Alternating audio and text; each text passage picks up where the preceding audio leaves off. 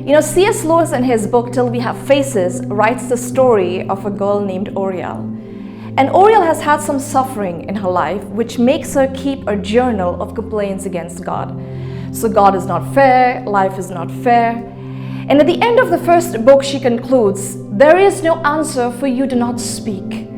And at the end of her life, as she stands before God, she's given that book of complaints to read. But as she begins to read it, she realizes it's not that book of complaints anymore, but a shabby little paper with just one line written over and over and over again. And the line is, I have ached for the one standing before me. I have ached for the one standing before me. This ache, my dear friends, is the cry of every human heart. We call it the thirst of life.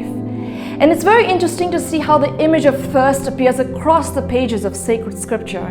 We sing that popular song, as the deer pants for water, so does my soul long for you, of God. We're all familiar with physical thirst. If I'm thirsty, I'll get a drink.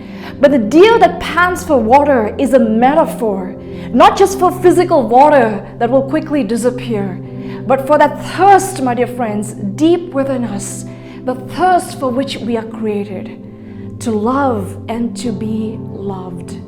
You see, we thirst for this love. We desire for this love because we are created for this love.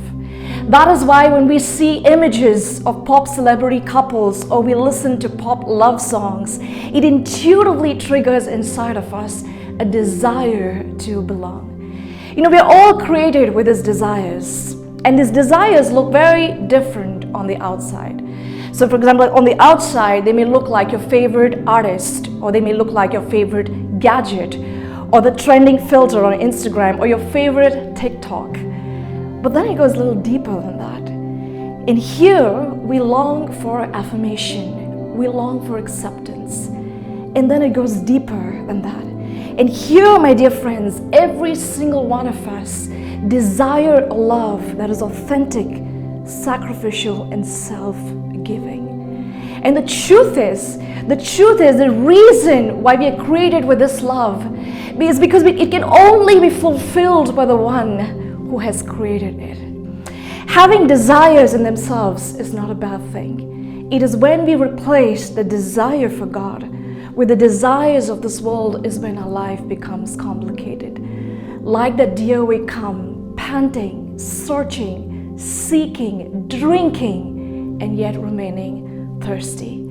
I love to speak through images, and one of my favorite images is to see the difference between Eve and our Blessed Mother. When you see Eve, you're reminded of the fall. The fall of man was because Eve thought, God is withholding something good from me. She thought when God said, don't eat the fruit, He doesn't want me to have it. He doesn't want me to be happy. So what I'm going to do is I'm going to go and grab it because I want to be fed. I want worth. I want power. She forgot, you see, at that moment that she already had worth. She already had validation. On the other hand, we see our Blessed Mother. She doesn't go grabbing her worth or her affirmation. She simply receives. All her beauty, all her affirmation is from Him. And she is fulfilled. She remains fulfilled in that affirmation.